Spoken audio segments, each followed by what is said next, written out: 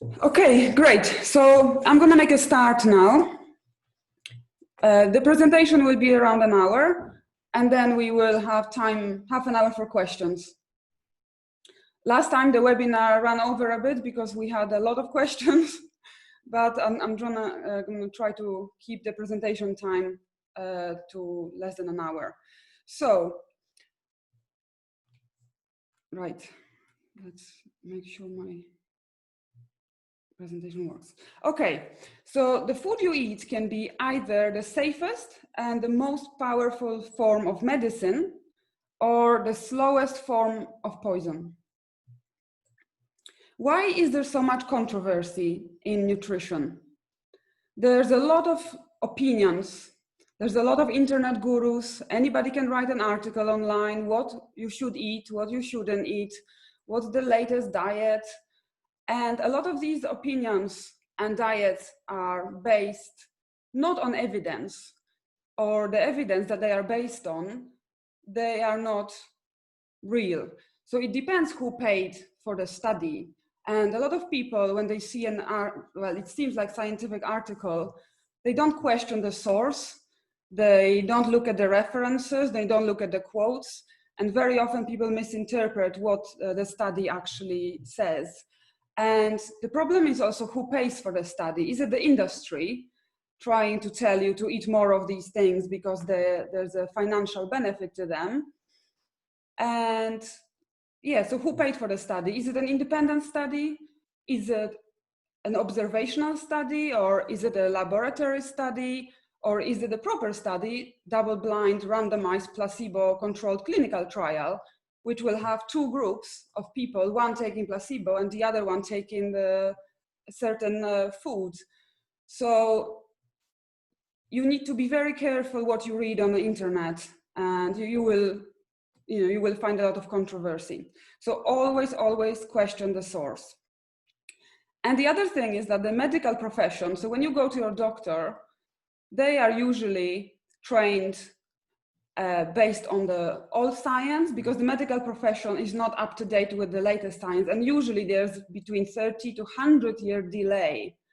And this is unfortunately the way it is. The curriculum that they teach in medical schools is not up to date. And very often it's sponsored by the pharmaceutical sector. And of course, they are trying to push more and more drugs. And we want to do it in a more natural way. So my journey with nutrition started about 7 years ago. I was a junk eater. I had a cancer scare a few years ago as well, and my dad died of cancer when he was 51. My grandparents all died of cancer, so I knew I had this gene, and initially I got really scared. But then when I found out about epigenetics, I realized that I'm not destined to die of cancer. I also went to a Tony Robbins seminar in London. That was 7 years ago, and I got really inspired to change my diet and start eating foods that energize me and don't make me ill. And over the last 6 years, I've been learning from the world top scientists and medical doctors, and it's been fun. There's a lot of new research coming out, and if you question your doctor from a GP, they will not know most of these facts because they haven't learned this yet. Last year, I did a course in Florida as well, which was 150 hours of lectures from dozens of experts on nutrition. 2 months ago, actually, I completed a nutrition course at Cornell University. Fantastic course it's award-winning course designed by Dr. Campbell, who's an American biochemist specializing in diet and long-term health. He's an author of about 300 research papers, and he's also led one of the largest comprehensive studies of human nutrition ever conducted.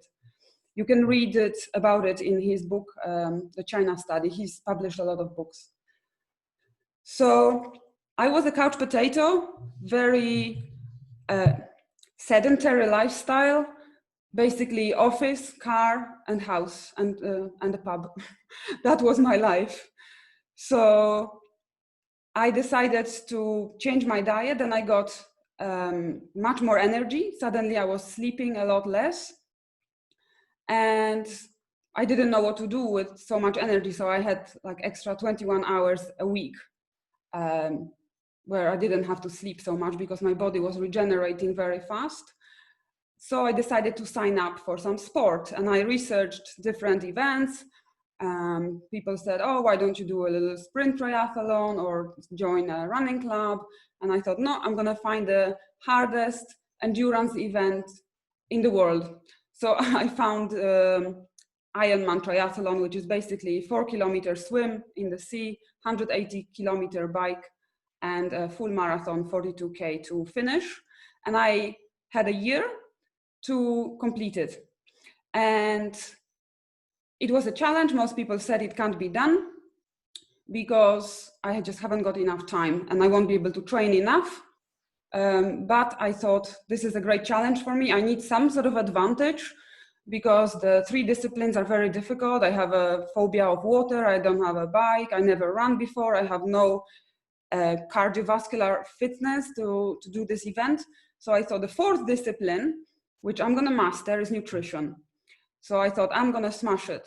And that's exactly what I started to do. I started researching nutrition. So my recovery times improved and I could basically train more.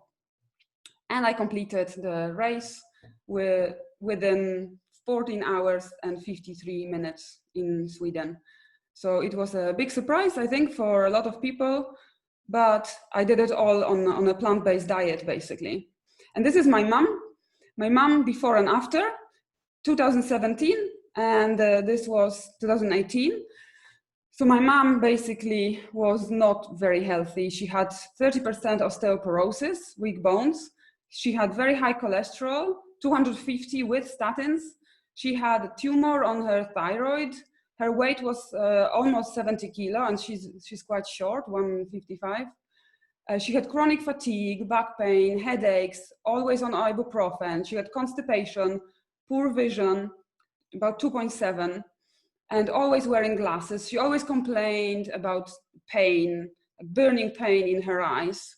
She was taking drugs for osteoporosis. She had nosebleeds almost every day. She also had kidney stones. She had gallbladder stones, and in the end, she actually had her gallbladder cut out. And it took me a long time to convince her to change her diet. She was not too keen. She thought I was a bit mad and maybe too radical, but I persisted and I kept showing her all this evidence, all these YouTube videos and doctors and lectures. And basically she was sold. So she changed her diet. And then 4 months later, she went back to her doctor and she had no osteoporosis, not even osteopenia. Her cholesterol dropped to 170 and she stopped taking statins. Her tumor is in remission and she's not taking any medication. Her weight dropped to 53 kilos. You can see her on the right. This is what she looks like now. And she's got plenty of energy. She started studying in college. She doesn't wear glasses, which is a miracle. Her vision improved completely, and I'm still not 100% sure how that's possible. But she was also making exercises for her eyes, and she's doing sport daily. So her life changed completely, and she was my guinea pig for this diet, and she's the best case study I can have because she's approaching 70 in January. So what are the main causes of death in EU countries? I won't be talking about coronavirus, don't worry. The main cause of death is actually cardiovascular disease. It's about 34% for men, 40% for women. Then we've got cancer, about 24, 30%, and then respiratory diseases. So anything to do with flu and pneumonia and things like that. So you can see that a lot of these diseases are actually preventable. So did you know that cancer is a preventable disease? And only 5%, between 5 and 10%, is determined by our genes. And the rest is the environment, it's our diet, it's whether we smoke, it's obesity, how much we weigh, it's potential infections. So over 60% is, we can influence.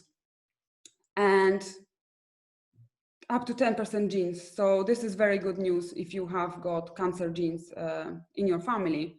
So epigenetics is a relatively new science, and it basically tells us how certain lifestyle factors, such as diet, stress, exercise, can change the way your genes are expressed. And interestingly, these changes appear to add up to effects such as health, risk for disease, and general well-being. So this is called epigenetics, and there are certain environmental factors that turn the genes on and off. Each gene can express itself in about 3,000 ways, and what we eat, whether we were breastfed or bottle fed, what our GI tract looks like, whether we exercise, whether we manage stress well, well, there's so many different factors, chemicals, radiation, pathogens, medication, toxins from the environment, air, and food. And we have a lot of control over these environmental factors. And nutrigenomics is basically the science of how different foods can affect gene expression. So cardiovascular disease, in 1999, we knew that coronary disease can be reversed. So it's been a long, long time, about 30 years now, that the medical profession knew that the disease can be reversed. But what happens is the doctors always push people into blood pressure pills, ACE inhibitors, stents, surgery, and lots of other drugs, cholesterol drugs. But there is absolutely no need for it in some cases, because 80% of cardiovascular disease can be actually reversed with the diet and lifestyle. And it's a #1 killer in the world. So what is the cause of heart attacks, strokes, etc., and hypertension? I've seen in the survey that some of you have filled in that you have hypertension, and it's something that appears, it seems like it appears out of the blue, but it doesn't, because it happens over 10, 20, 30 years. So the cause of cardiovascular disease is actually the typical Western diet of processed oils, dairy, meat, which destroys the life jacket of our blood vessels, known as our endothelial cells. Endothelial cells make nitric oxide, which protects our blood vessels and make them more flexible. So without nitric oxide, the vessels become very stiff, they stiffen, and the blood pressure rises. And heart disease is almost non-existent in populations eating a diet centered around whole plant foods. And did you know that atherosclerosis, the hardening of the arteries, actually begins in childhood? By the age of 10, nearly all kids have got fatty streaks in their arteries. If they eat a lot of processed foods, McDonald's, Coke, lots of sugar, this is when the disease actually starts. And the groundbreaking research shows that a plant-based diet doesn't just prevent the disease, but it can also reverse it. And this has to be a diet with no oil, and moderation in this case is not going to work. If you want to reverse a disease, moderation doesn't work. You have to go 100% all in and be truly committed. So our body knows what to do. If you give it the right conditions and stop causing the damage completely, it will heal itself. So inflammation, a lot of people have been asking for this because inflammation is the root of most diseases. And it's very silent. It can appear in any part of the body, and very often we don't even realize we have it. But it actually causes a lot of trouble, such as allergies, cardiovascular disease, cancers, arthritis and joint pain, even obesity, psoriasis, different infections, colitis, Crohn's disease, diabetes, asthma, any problems with eyes as well. So there's two types of inflammation. There's acute inflammation and chronic inflammation. Acute inflammation occurs when we burn ourselves, we have a frostbite, or some sort of infection, and the body basically creates like a swollen tissue around the damaged area and then repairs itself. If we've got any bruises and sprains and things like that, but it goes away. And also during exercise, we have acute inflammation, and so the joints and muscles are inflamed, but then after they get stronger. So exercise basically is very good for us. It's testing the body, and it becomes stronger as a result. But chronic inflammation is something that a lot of people have, and they don't know about this. And it causes a lot of problems with, such as Alzheimer, autism, cancer, cardiovascular disease, any neurological diseases such as multiple sclerosis, and even depression. So it has huge impact on our moods. There's a lot of foods which protect from inflammation, and there are also foods which make it worse. So the foods which increase inflammation is anything processed, is dairy, sugar, and artificial sweeteners. So if you drink, for example, Coke Light, zero, you think there's no sugar. These sweeteners, there's aspartame, and the artificial sweeteners are carcinogenic, and they're actually worse than sugar. Refined carbohydrates, so white flour, white bread, white pasta, increase inflammation. Trans fats, so things like different biscuits, cookies, this is hydrogenated fats. Vegetable oils, alcohol, and meat. And there are a lot of natural ways of decreasing inflammation. And a lot of them are actually spices, very available everywhere, very cheap. So things like turmeric, cayenne pepper, garlic, ginger. There's a lot of herbs as well, and omega-3, which I will talk about now. So omega-3 is a very hot topic at the moment. Everybody's talking about omega-3 supplements. You need to take 1 cod liver oil every day, and omega-3 is very important. But what they don't talk about is the proportion between omega-6 and omega-3. And instead of saying you need to reduce your omega-6 intake, it's only focused on omega-3. So basically the ideal ratio between omega-6 and 3 should be about 3:1. And in a typical Western diet is even 50:1. And so omega-6 increases several biomarkers of inflammation. And omega-3 heals inflammation. So where is omega-6? In animal products, in processed vegetable oils, commercial snack foods, any baked products, and factors such as alcohol consumption, micronutrient deficiencies, certain prescription drugs, compromised immune system, or a diet high in trans fatty acids can reduce the absorption of omega-3. So even if you take the supplement, you're not gonna absorb it. So what about this cod liver oil that is so popular, and eating a lot of fish for omega-3? Unfortunately, when you cook fish, you kill most of the omega-3, and what you are ingesting is extra pesticides, a lot of mercury, dioxins.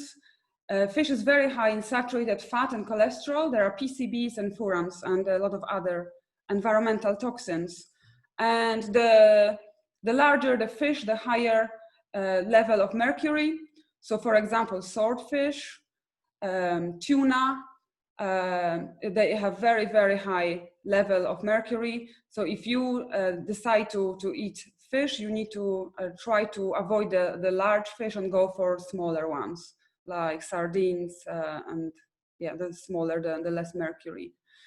So metal toxicity and fat actually linked to neuroinflammation. So what is neuroinflammation? It induces and accelerates Parkinson's disease, Alzheimer's disease, and multiple sclerosis.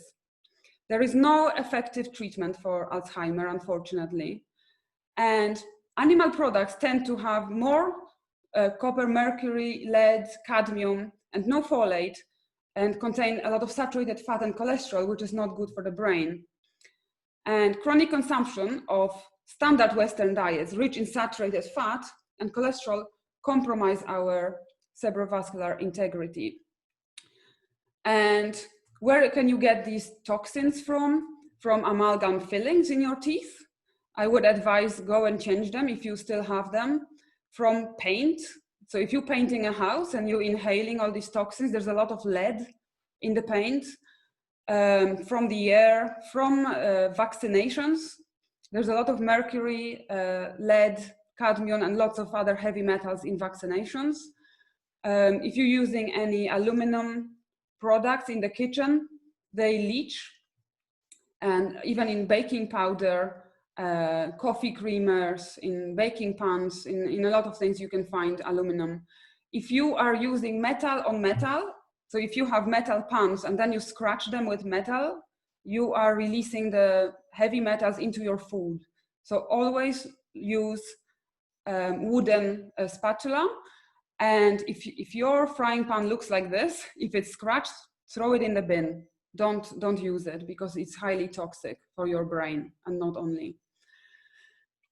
There's been a study done, and within 3 months of switching to a plant-based diet, the levels of mercury, lead, and cadmium growing out in your hair appear to actually drop significantly. There's also a lot of toxins found in cosmetics. An average woman puts about 168 chemicals on her body every single day with different creams. For example, in antiperspirant in deodorant, there's a lot of parabens, there's aluminum, and use the organic one, which doesn't have this. Read the label, but you will see sometimes they hide these heavy metals and toxins under very weird names. And also there is a fluoride in the toothpaste, and very often they put fluoride in the water, and fluoride is very, very toxic. It's almost as toxic as arsenic. So you've got arsenic, fluoride, and lead, one of the top toxins for a human. But we can try to avoid it by not using these products. And toxins in cosmetics can cause cancer and infertility. They also change our hormonal system. So anybody who's got any hormonal imbalance or problems needs to look into the toxins. And aluminum actually causes breast cancer and Alzheimer, and that is scientifically proven. So people are fed by the food industry, which pays no attention to health, and are treated by the health industry, which pays no attention to food. And this is unfortunately the world we live in. So for example, if you look at certain products, how much sugar they have, it's absolutely shocking. You look at Nesquik, it's like 75% sugar, Nutella, a yogurt, fruit yogurt. It's absolutely crazy. Even fried tomato puree has got a lot of sugar. So just read the label. And any cereals that they promote as healthy, tons of fiber, they actually add sugar as the second ingredient. So read the label. And sugar is 8 times more addictive than cocaine. And it lights up the same part of the brain as cocaine, but it's a lot more active. So you can see the brain scan here. And what does sugar do to your body? It increases the blood pressure, so it makes the arteries more stiff. It is associated with weight gain, with cavities in your teeth, non-alcoholic fatty liver disease, pancreatic cancer, kidney disease. It drains your energy. It's really bad for insulin resistance, and it's bad for your brain, and it worsens your memory.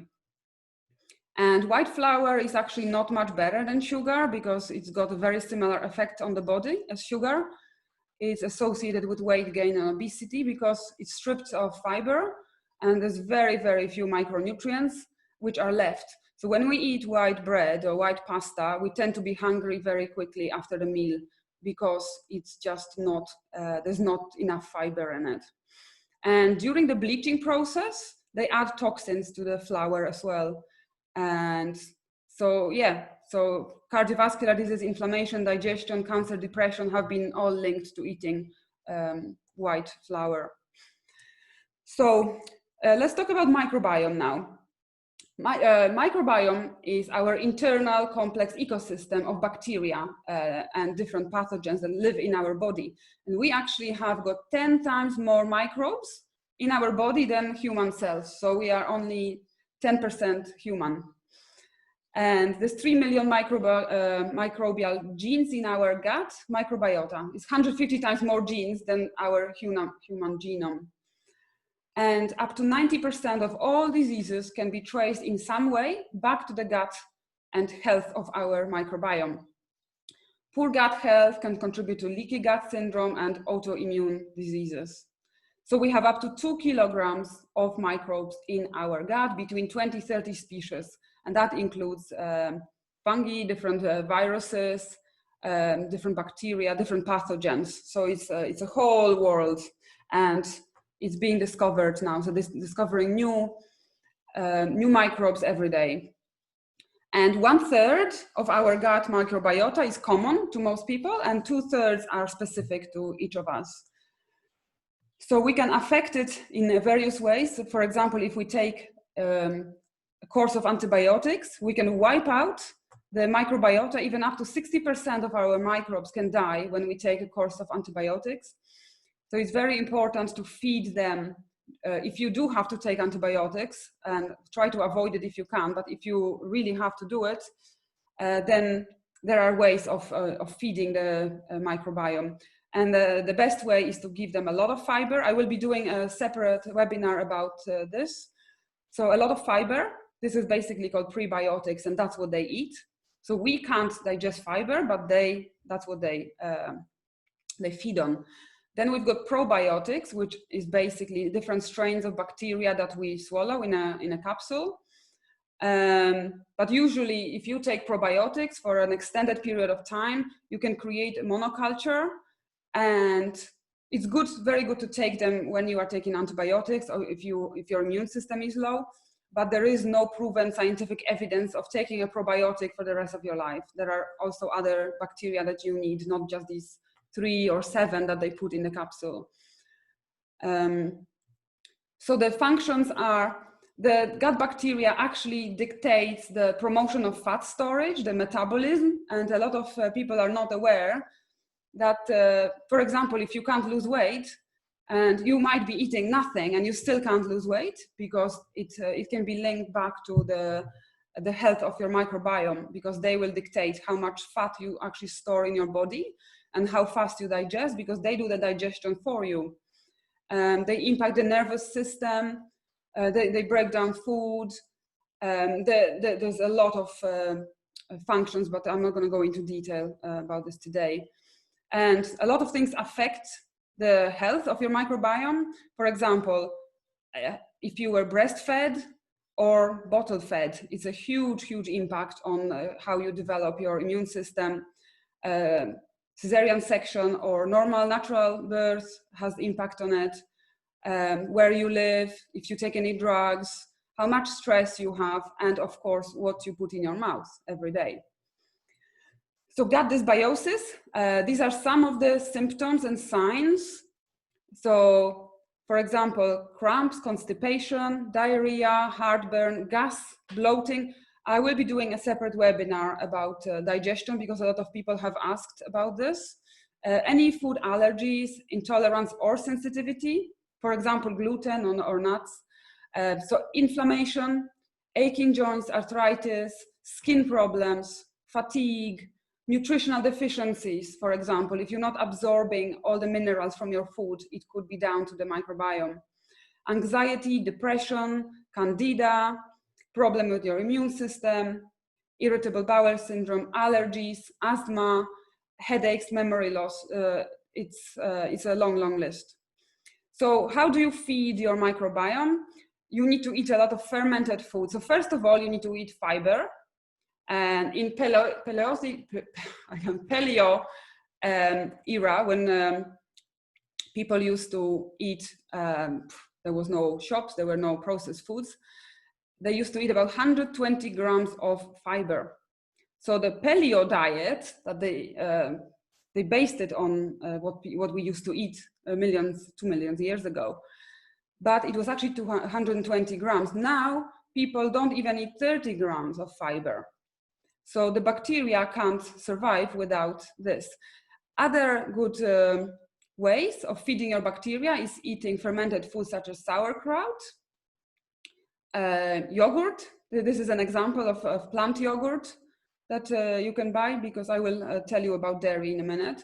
Kombucha, for example, you can make your own kombucha, or kefir, water kefir. So you just basically need to buy these grains and then feed them. So you feed them the bacteria with sugar, and then they ferment. They eat the sugar, they ferment, and they make you a very nice, nutritious drink. So you're not actually eating the sugar, they are. So just remember, when you make the kombucha, I will probably make a session how to make these fermented drinks. And yeah, so that's very good. Just remember not to keep it for too long, because it will ferment like wine and it can have then 1 or 2% alcohol. Another problem with digestion is gastritis. A lot of people have problems with inflamed stomach, and they have acid reflux. It can be caused by inflammation of the stomach lining. It can be also caused by Helicobacter pylori, which is a bacteria. And if you decide to take antacids, you can make this worse, because they have aluminum, and they can cause internal bleeding, constipation, and you can get vitamin D depletion, iron zinc deficiencies. So it's better to treat the cause rather than the symptoms. So what is the answer to all these problems? It's basically taking a lot of phytochemicals, phytonutrients, very, very little saturated fat or none, no cholesterol, and tons of fiber.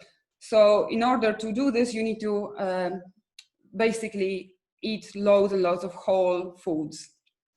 So what are these phytonutrients or phytochemicals? These are basically colors in the plant.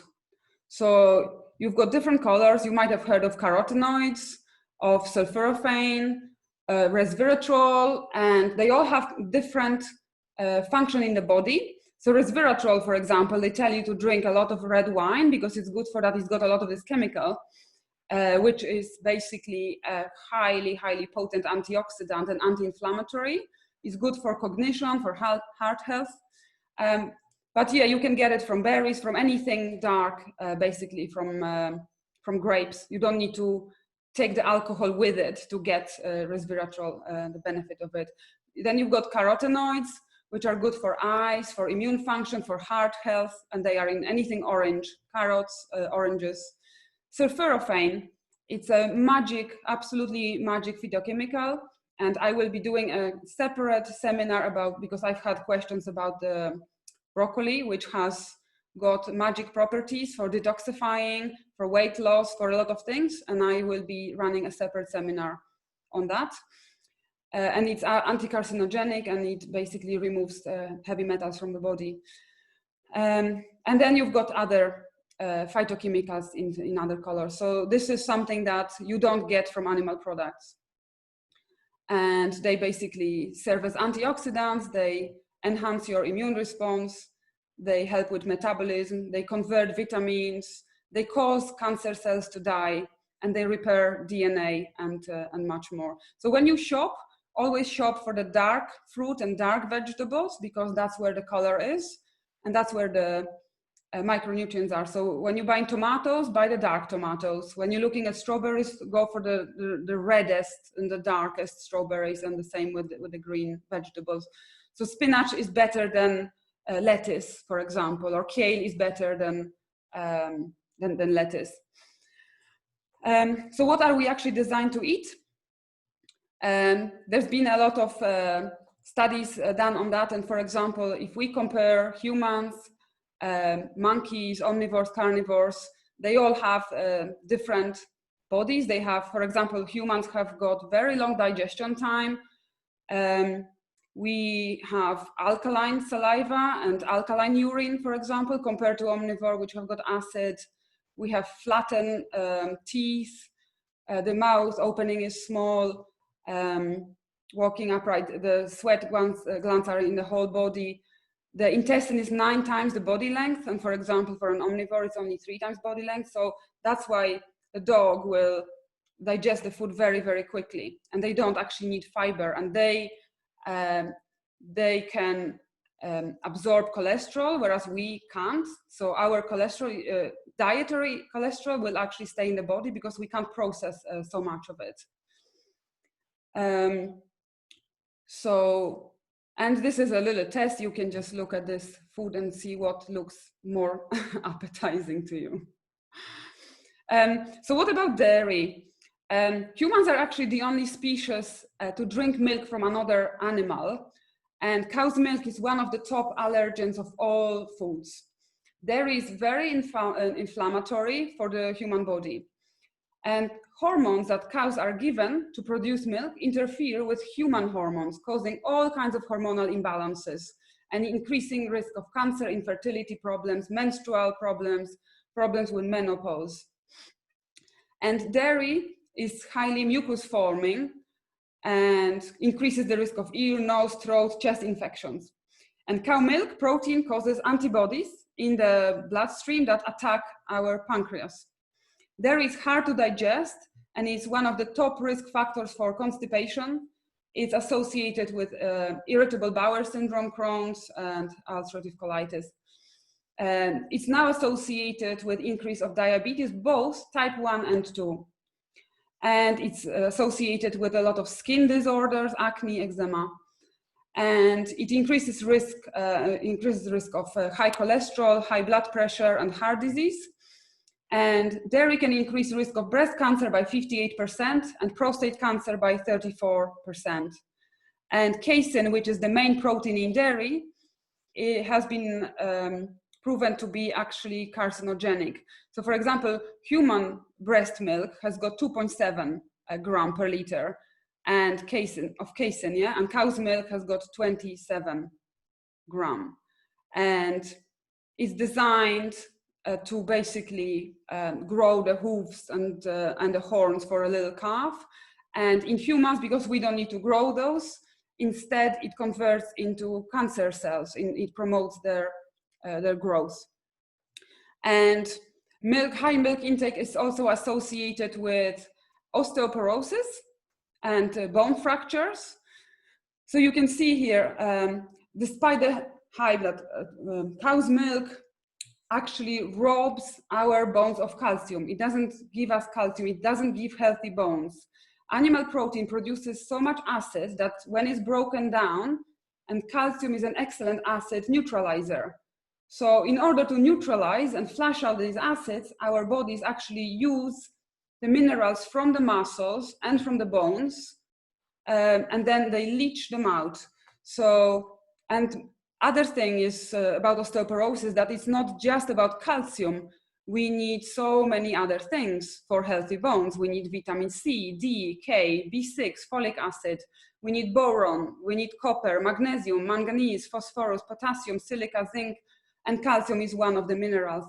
And the dairy industry made it very clear that basically it's all about calcium, but unfortunately, it depletes our body. And if you look at the highest dairy consumption countries, they have the highest rate of osteoporosis. And the countries with very little or no milk consumption have got the lowest rate of bone fractures. And what other things are in milk? There's 135 million pus cells. There's bovine growth hormones, antibiotics, feces, a lot of cholesterol, very high in calories and fat. And yeah, so it's not very good for you. And Dr. Campbell has proven that animal protein actually could serve, is powerful in its effect, that we could turn on and off the cancer growth simply by changing the level consumed.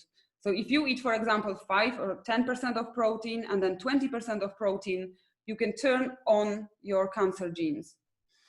And you might be already aware that any processed meat has been classed as carcinogenic. That was 2015. And processed meat, such as hot dog sausages, bacon, salami, any cured meats, ham. They are in the same category of carcinogens as asbestos, alcohol, arsenic, and tobacco. And then you've got the red meats, which are just one level down and are also carcinogenic. So here you can see like how much your cancer risk is increasing depending on how many strips of bacon you eat every day. So if you eat 2 or 4, there's not really much difference, but there is the high increase. And one hot dog sausage is like smoking 5 cigarettes because of all the sodium nitrate, a chemical which is added to hot dogs and to cigarettes. It preserves meats, basically. It's a man-made chemical. So also when you barbecue meat, for example, you release a lot of these carcinogens. So especially in high temperatures, if it's frying or barbecuing. So you're creating these toxins. Within minutes of eating meat, the bacteria toxins, the body basically gets a burst of inflammation, stiffening and paralyzing the arteries. 21% of all cases of colon cancer are caused by red and processed meat. It's like 86% of lung cancer is caused by tobacco. And undigested meat remaining in the intestines can lead to toxic buildup. Up to 12 grams of protein can actually escape digestion. And then when it reaches the colon, it can be turned into toxic substances like ammonia. And it's also packed with hormones and antibiotics. 80% of all antibiotics produced are given to animals, not to humans. And if you do need antibiotics for an infection or something, you actually may become resistant to them and they won't help you. And this damages your microbiome. And tests have shown that 88% of pork chops, 90% of ground beef, and 95% of chicken breast samples were contaminated with fecal bacteria. And this is due to the production process. This is how they make the meat in the factories, and the meat basically becomes contaminated. And it also increases the risk of diabetes. So people who eat animal protein have got 35% higher risk of getting diabetes. But luckily, diabetes can be reversed. People think that diabetes is caused by carbohydrates, but that's not true. The science now is showing that it's actually caused by meat-based diet, which basically builds up the amount of fat into the blood. So these tiny particles of fat to build up in the muscle cells in the human body, and this causes insulin resistance. And this insulin resistance prevents the sugar that naturally comes from the food we eat from getting into the cells where it belongs. Instead, the sugar builds up in the blood, and this is what causes diabetes. But it can be reversed. So keto diet, I've seen in the survey that a lot of you have tried the keto diet. It works quite well for short-term weight loss. And I have known people who lost a lot of weight on this, including my uncle who lost about 30 kilos, 15 pounds in a year, but he ended up in a hospital with a heart attack and stents put in. And the keto diet is basically a diet which restricts carbohydrates. So the fuel for the body is mainly fat. And it was developed in 1924 as a treatment for epilepsy for children, because the brain cannot run on ketone bodies alone, basically. It still needs a little bit of glucose, but the kids were not getting seizures, epilepsy attacks, because the glucose was very, very low. So it worked for that. So they make a lot of claims that it promotes weight loss, it will drive down the insulin levels, it will increase energy, metabolic rate, release of fat from the tissue stores, increase the oxidation. And these claims are not actually scientifically proven.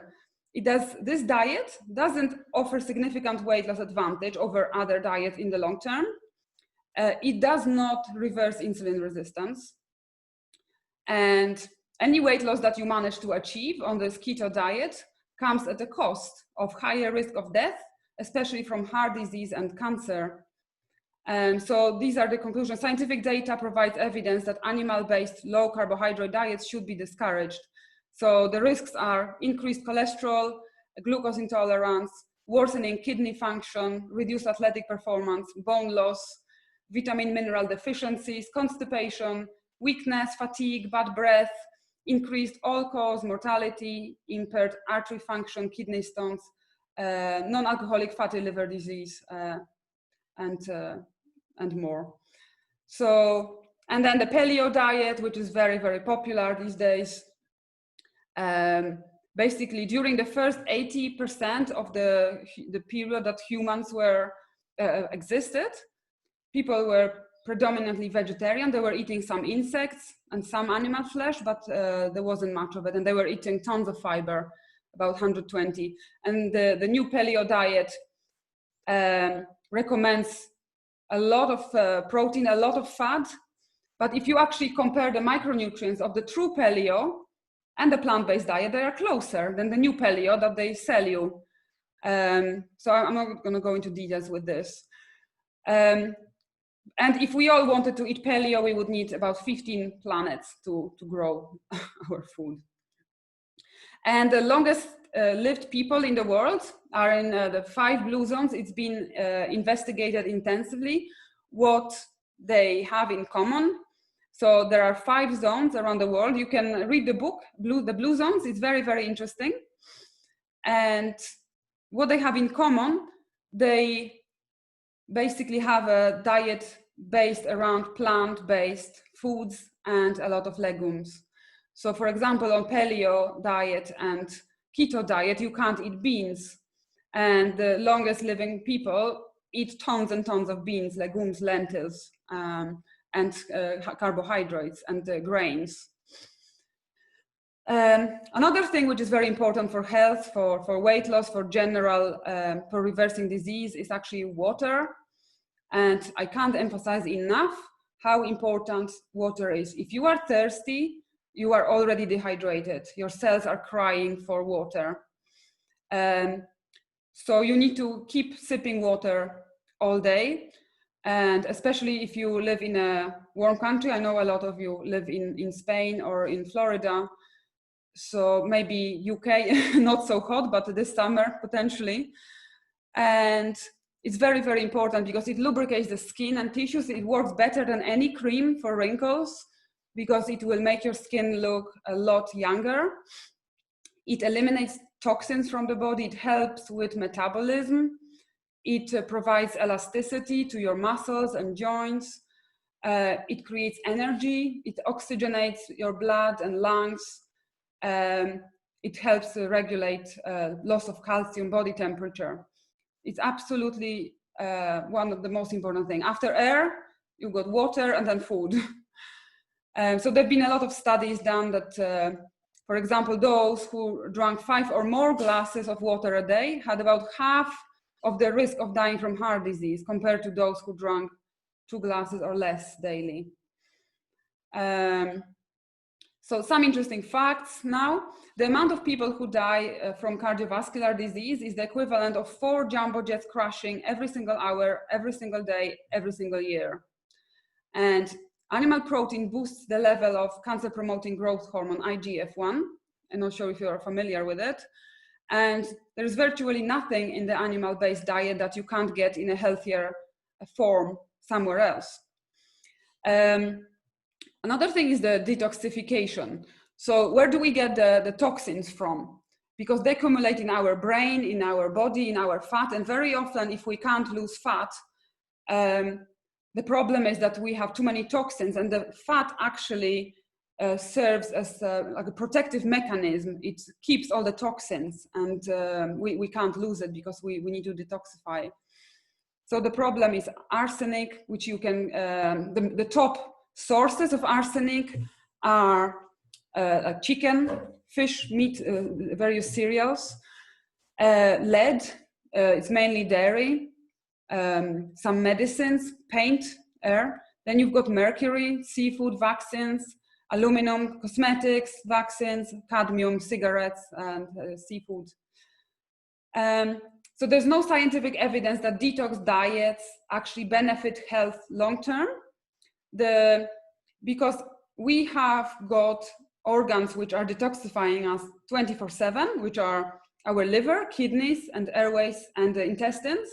So this detoxifying process happens all the time for us. We just need to make sure that we give our body and these organs what they need to get rid of these toxins. And for example, the absorption of toxins, so if we are eating glyphosate, for example, or toxins from fish, if we consume fiber and phytates with this, we actually absorbing a lot less of these bad toxins, because they're binding in the fiber and then we are excreting it. And our gut flora can basically undermine our natural liver detox as well. So we need to look after our microbiome. And the best way to detox that has been found is basically sulforaphane, which is a phytonutrient produced by broccoli. And I will be running a seminar about this and how to do this and how to eat and cook broccoli properly. A good source for detoxifying enzymes will be cruciferous vegetables, and I will give you a link to what these vegetables are and what to eat them, how to eat them. Of course, water, very important. If you can, buy organic. If you want to support your body a bit with natural herbs, chlorella is very good. There's been a lot of studies done on chlorella, and it helps a very good effect on detoxification. Milk thistle, which is a plant. Sweating, so either sport or sauna. Another thing is supplements. You could spend a lot of money on supplements. They promise you the best health in the world, but unfortunately, it doesn't have any scientific proof that they actually work long term. If you have got already some deficiencies, then it's probably a good idea to take a supplement. But if you think that you might take a supplement for the rest of your life, rather than looking at the dietary intake of that micronutrient, then unfortunately it's not going to work. The best source is always in food, in the natural form. And if you, for example, take minerals with vitamins as one pill, it can be very harmful for the body. And first of all, you don't actually absorb it. And secondly, it can be very harmful. So the vitamins that I would advise you to take, especially if you live in a country without too much sun, you need to supplement vitamin D. And even in Spain, most people have got vitamin D deficiency.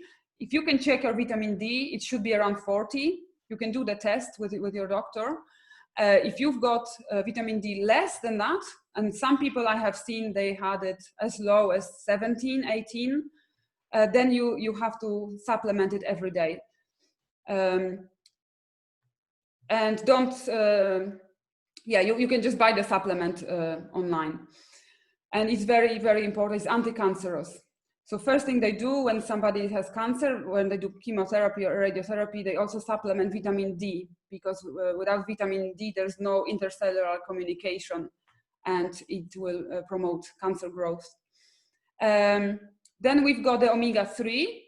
I will tell you now what you need to take to basically have enough omega-3 for the day. Then vitamin B12, that's another.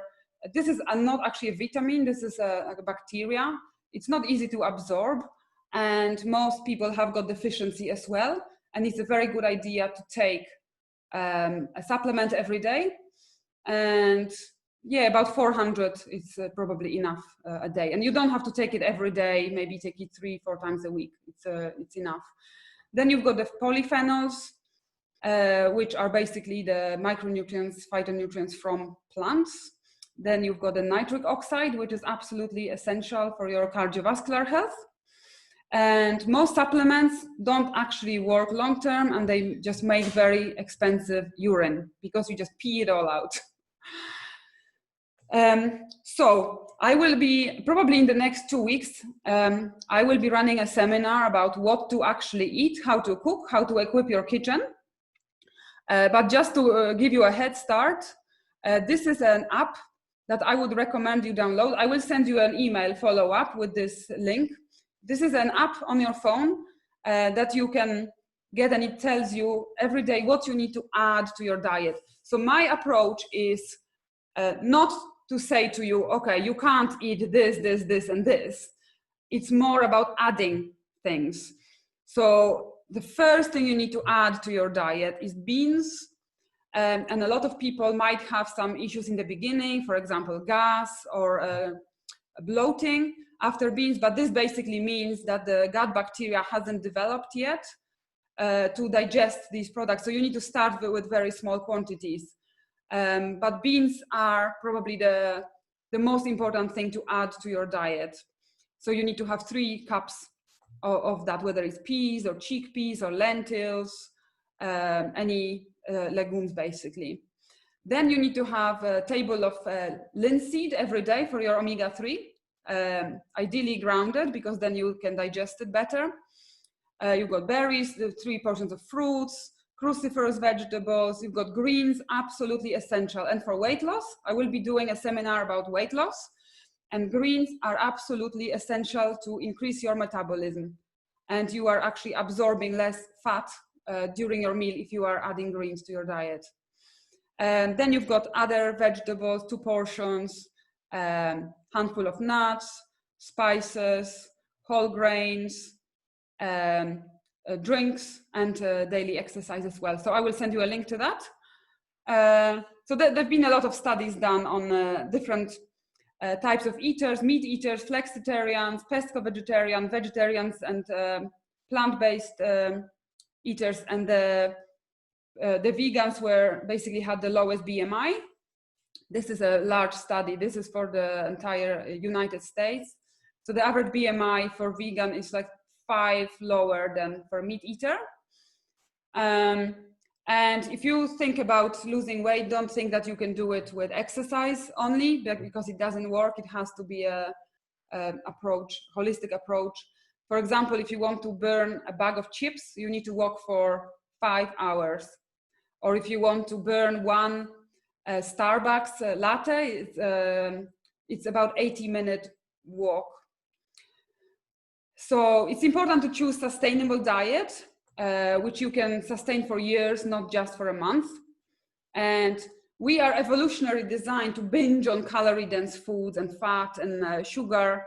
And so things like cheese and chocolate, sugary processed foods with little of no fiber, it's very, very easy to binge on it and eat too much of it, because we are designed to store the fat in case there is no food tomorrow.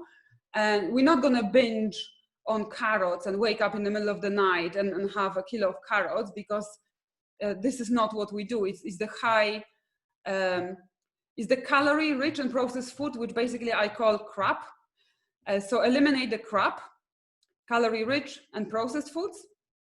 And also, if you want to lose weight, you will have to eliminate the oils, because adding oils, like 1 spoon of oil is almost 100 calories. Apple cider vinegar helps with weight loss and metabolism. Then you've got various grasses like wheatgrass, chlorella, spirulina, which are algae that help with weight loss.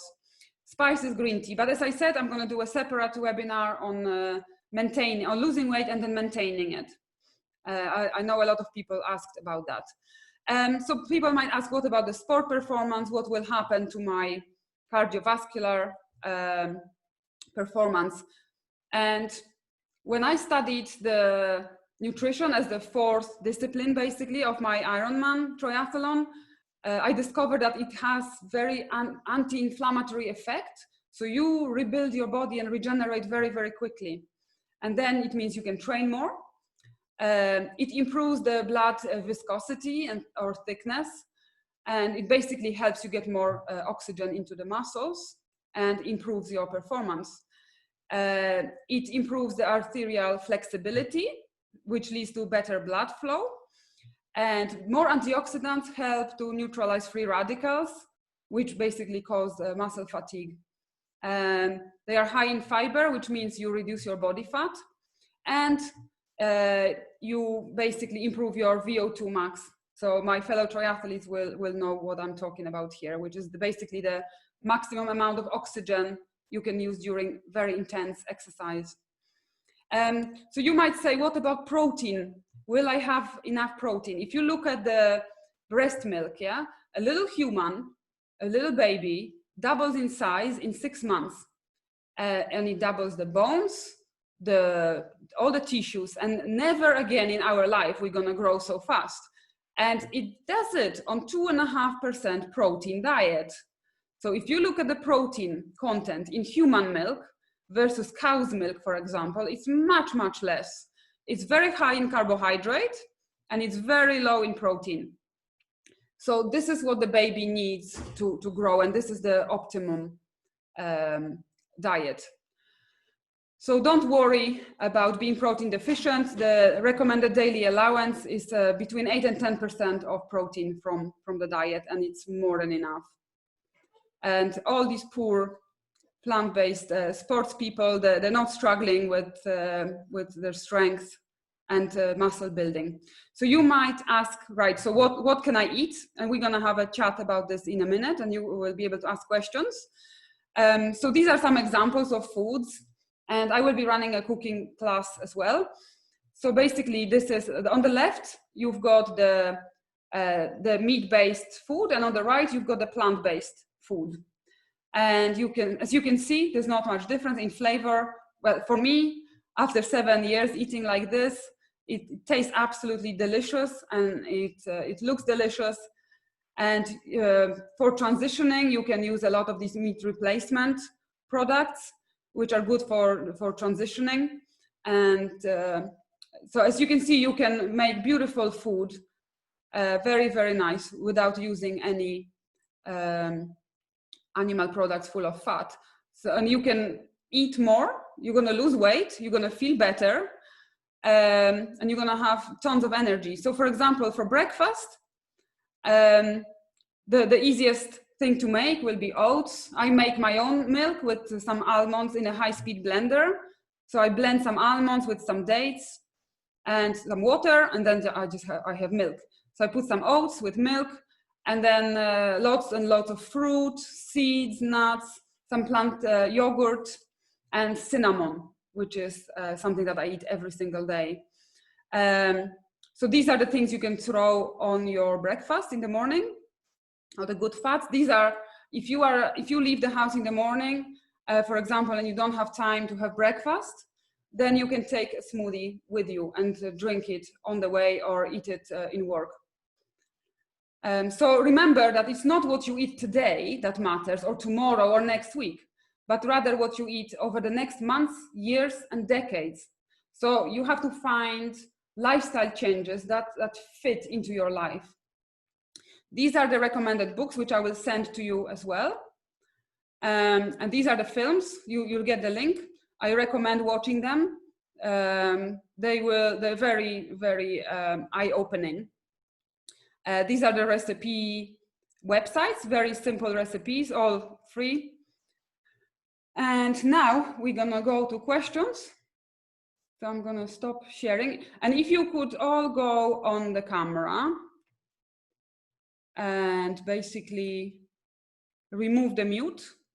And if you have any questions now is your chance to ask. Okay, there's still a few people without the camera on. It would be nice to see you guys. Okay, so who's got questions? Sally. Yes. Hi. I've got thyroid disease. I had a thyroid storm 25 years ago, and I've taken thyroxine every day since. Mm-hmm. But I've always been warned I've always loved like cabbage and broccoli and spinach and things like that. But everybody's warned me that that's really not very good for my thyroid, because it lowers its use. And what did your doctor tell you this? Yeah, brassicas. Any brassicas, don't eat much brassicas. And did they talk to you about iodine, for example? Yeah, because brassicas completely lack iodine and I need iodine. So actually, I had a craving when I first came out of hospital for seafood and shellfish, which are quite high in iodine. Yeah, there are a lot of products, sea products. For example, dulse, which you can use as instead of salt, which is very high in iodine. It's like little sea algae flakes, which are very salty, and they are very high in iodine. There's a lot of other products. I can send you some videos about thyroid in specifically, because my mom had the same issue with thyroid, and I know of a few people who had Hashimoto disease, for example, or underactive or overactive thyroid. But I will send you these links separately, so you can learn a lot of the latest science about these foods. Yeah, and how do you spell what you just said, the thing you just said? Dulse is D-U-L-S for sugar, E. Okay, Dulse. okay. So yeah, that's pretty high. And then you've got the spirulinas, the different chlorellas and stuff like that. Okay, I need to just find a house shop somewhere near here. Yeah, or get it online. Yeah. Well, now everybody's buying everything online. Yeah, yeah. So. Thank you. Okay. Okay, next question.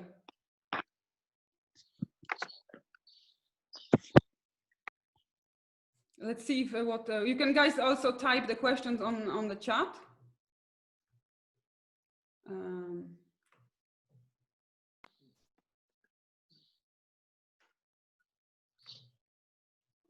Okay, right. Okay, so other questions? Yeah, I'm sorry. Can I ask another one? You said that, like, science, medical is behind 30 years behind science. Do you think that's likely to change given the coronavirus pandemic, and that we're absolutely glued to whatever the scientists say every day around the world? Do you think medical research is likely to speed up a bit? Yes, and this is something actually very exciting, because there's a lot of these good doctors and the good scientists who are doing like public service almost. They're doing it completely non-commercially, and they are spreading their knowledge, their research, and reaching all countries with the research. So for example, Dr. Michael Greger, he's got his own foundation, and he studies about 100 nutrition studies every single day. He's got a team of doctors who are just sitting there and researching, because we don't have time for this. So now he created this website, nutritionfacts.org, and basically you can read all the latest results of his research. And this is all like spread around the world now. It's all free, it's all accessible to anyone. He's training other doctors. And when I went to Florida, and it was very eye-opening to me, seeing all these medical doctors. They were cardiologists, they were oncologists, they were all types of doctors who are basically turning more into the integrative medicine and looking at the holistic approach, not just the drugs, because it's very easy to just treat the symptoms, and that's how the medical profession has been trained. So even the nutritionists, the doctors specializing in nutrition, they don't have this information yet, because on average, they had only a few hours of nutrition in the medical school. But now, for example, there is another doctor called Dr. Clapper, who is actually going around the world and training doctors on this latest science. So it's really accelerated, and it's very exciting because it's got the momentum, and people are waking up and they're seeing the results. They're seeing how they feel, and then they talk to others, and people research more, and they look at the facts, and they challenge their doctors. And my mom, when she went to her doctor and said, my osteoporosis disappeared, the doctor said, yeah, just keep eating the cottage cheese and drink the milk yogurt and drink lots of milk. And my mom said, this is when I stopped the dairy, actually everything reversed. Yeah. So the doctor was in his 70s, and he didn't have access to this information. Maybe the doctors are just too busy with their patients. They haven't got time for studying again. And I'm not blaming the doctors, but unfortunately, they were trained the big pharma sponsors the medical studies, and they dictate the course of the education, and it's just pushing drugs. So that's the way it is, but it is changing. So it's I'm very excited about this, and there's more people who are doing podcasts and videos and sharing information, and so that's why I'm so excited about creating this group and just sharing this information. I don't want to keep it to myself. I've learned it all, but I just want to tell everybody. I fixed my mom, I fixed other people, and I will be interviewing them and showing to you how people fix their Crohn's disease, for example, reduce their blood pressure medication, and it can be done. Yeah. So it's very exciting. Thank you. Brilliant.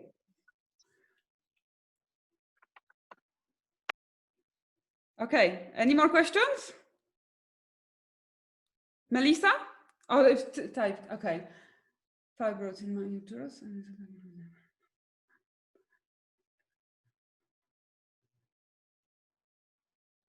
Yeah, so the doctors will advise you to remove everything and have a very strong hormonal treatment.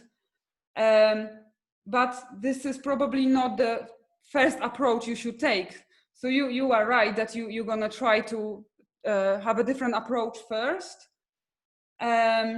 Because you can reverse this. This is a disease that fibroids basically, it can be reversed with diet. You need to give your body all it needs to heal itself. But removing everything is a very, it's typical basically for doctors, but 100% you need to try another approach first and then do a test and see if it improves. But you probably need to find like an integrative, holistic doctor who will lead you, you know, and do all the tests and do it properly with you, the whole treatment. But yeah, well done on trying to treat it naturally first. That was Coral's question, I think. My question was to do with cinnamon. With cinnamon, yeah. Okay, yeah, what's the question again?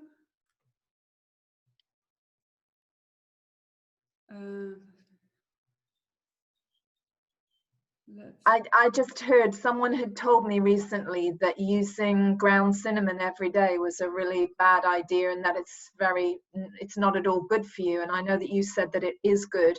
I love cinnamon and I don't see any problem in using it. But this person was adamant that cinnamon is actually bad for you. What's your opinion on that? My opinion is, was this person a doctor or a medical professional? No. No.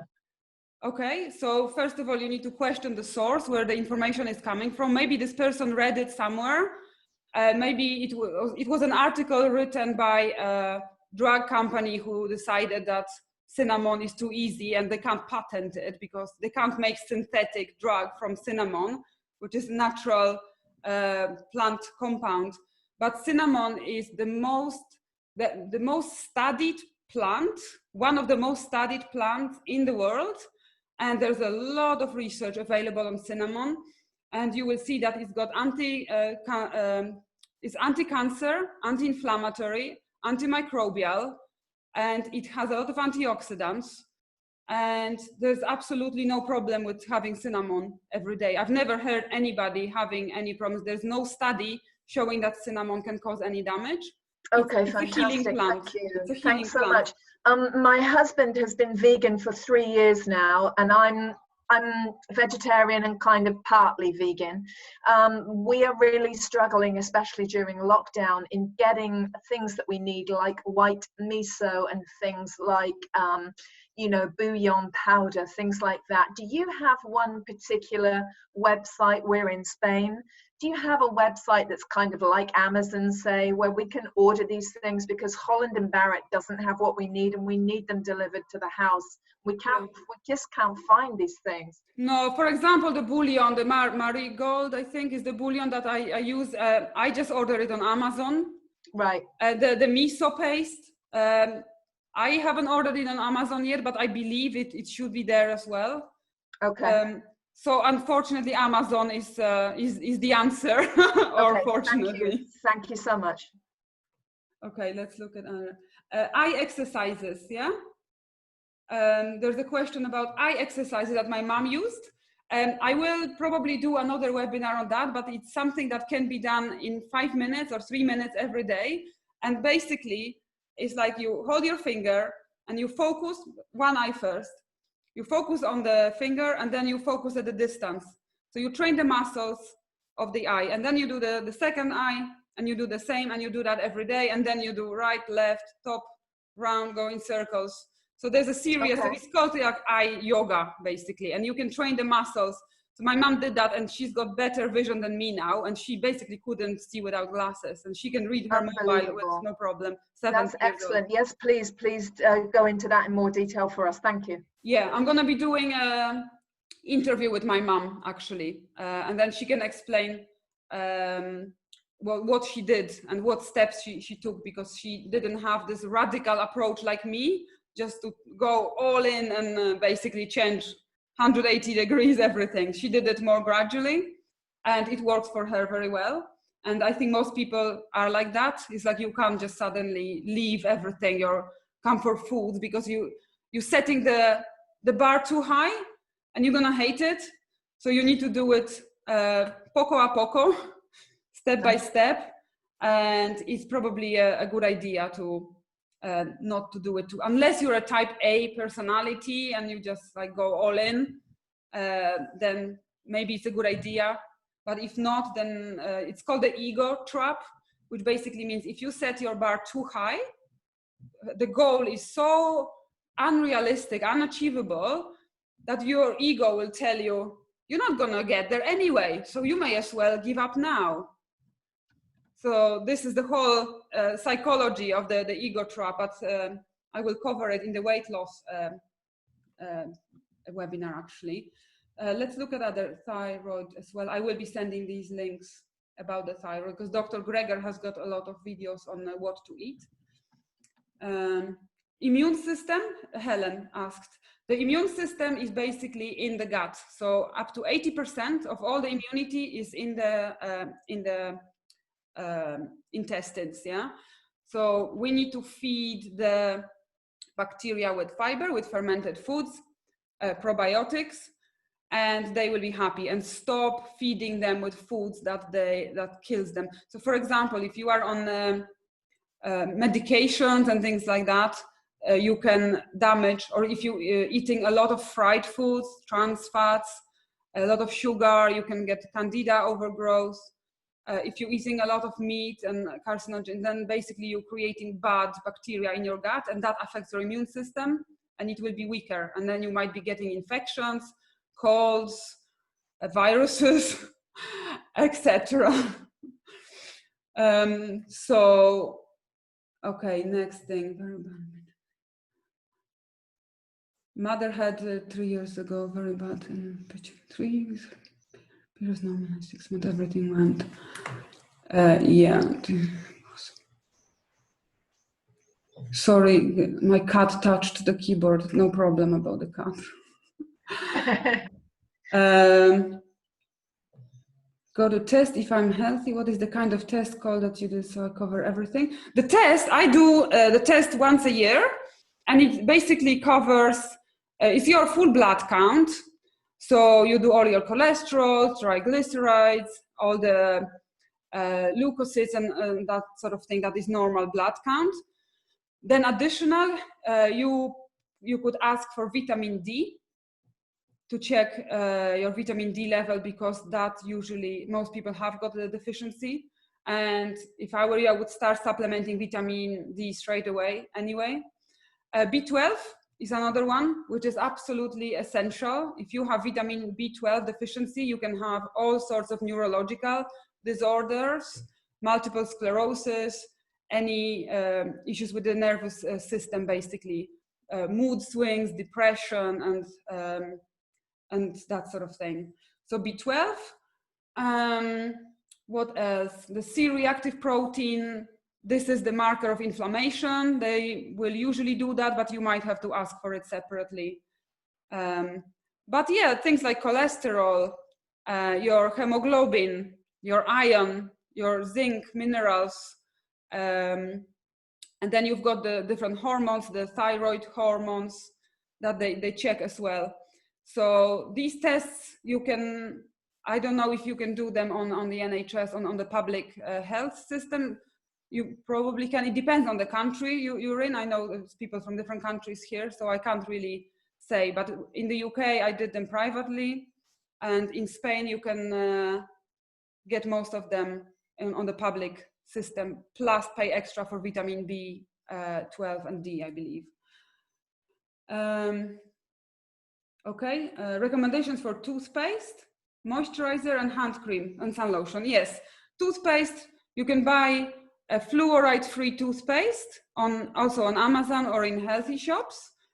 It can come as a powder, like a white powder, or it's a toothpaste. I quite like the Himalayan series, the cinnamon flavor. It's very, very nice.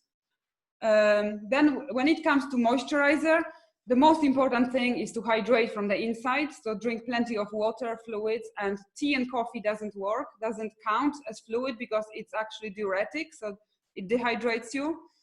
And I use oils, almond oil, for example, there's basically oils, argan oil, and then you can put a little bit of essential oil in it, for example, tea tree oil or some rose essential oil for nice flavor. And the tea tree oil has got very good properties for the skin, it's antibacterial as well. And it helps with clearing the acne and making the skin look younger. But in general, I don't really use creams, only oils in pure form, which are not synthetically modified in any way. Basically, it's a pure oil. And plenty of water. What about if I have too much vitamin B12? Wow, this is very rare, but don't worry if you have too much of it because you will pee it out. Just don't take supplements. But vitamin B12 comes from animal products. So if you eat a lot of animal products, you will have a high concentration of this and potentially overdose. But the vitamin B12 is actually bacteria in the soil, in the ground. But it's accumulated in animal flesh as well. So if you have too much of it, don't worry because it's not gonna poison you. I wonder what your level is because you can go up to 700 and it's not a problem really. And some doctors might say 700 is too high, but it's if it's more than that, then maybe it's a problem, but up to that level, it's fine. I have every year with a doctor here in Spain, solution company, Lorraine Williamson. Shampoo, conditioner, body wash. Yeah, so Lorraine recommended on the chat, sun lotion company.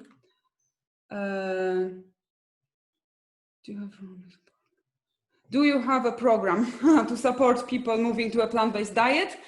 I don't have a program as such. I am doing it completely voluntary. It's non-commercial. I'm not selling anything. I'm not charging for this. I'm doing it purely to help people to transition to a healthier lifestyle. And I'm starting a community. It's called the Inspired Tribe. And I will be doing a lot of these webinars. People have been asking for them every 2 weeks, more or less. It might be once a month or twice a month. And every year, but basically in every webinar, I will cover a different topic. And I was very confused what to start with actually the next, because in the first webinar, I've covered a bit of everything so people know what topics they can ask for.